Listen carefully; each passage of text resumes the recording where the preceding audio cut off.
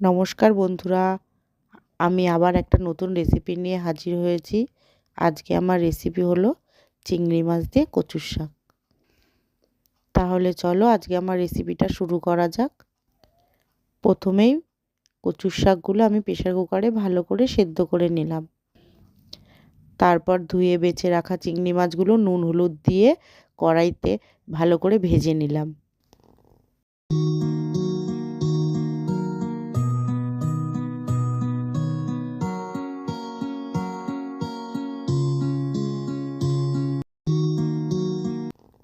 তারপর কড়াইতে খানিকটা তেল দিলাম, তাতে শুকনো লঙ্কা, তেজপাতা, কালো জিরে, সাদা জিরে, পাঁচ ফোড়ন ফোড়নে দিলাম।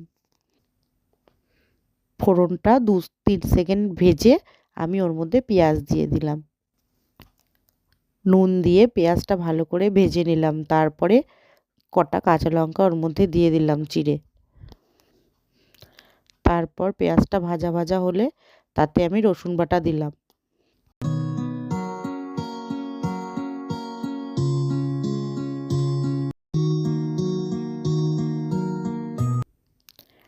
সামান্য হলুদ গুঁড়ো আর নুন দিয়ে আমি সেদ্ধ কচুর শাকগুলো ঢেলে দিলাম।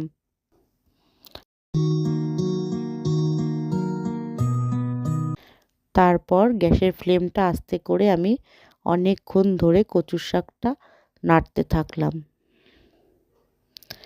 কচুর শাকটা ভালোভাবে ভাজা ভাজা হয়ে আসলে আমি ভেজে রাখা চিংড়ি মাছগুলোও তাতে দিয়ে দিলাম।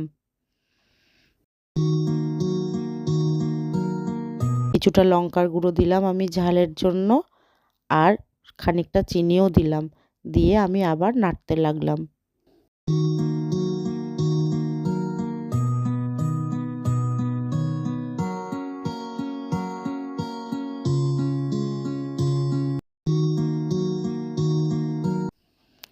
ভালো করে নাড়িয়ে আমি কচুর শাকটা নামিয়ে দিলাম।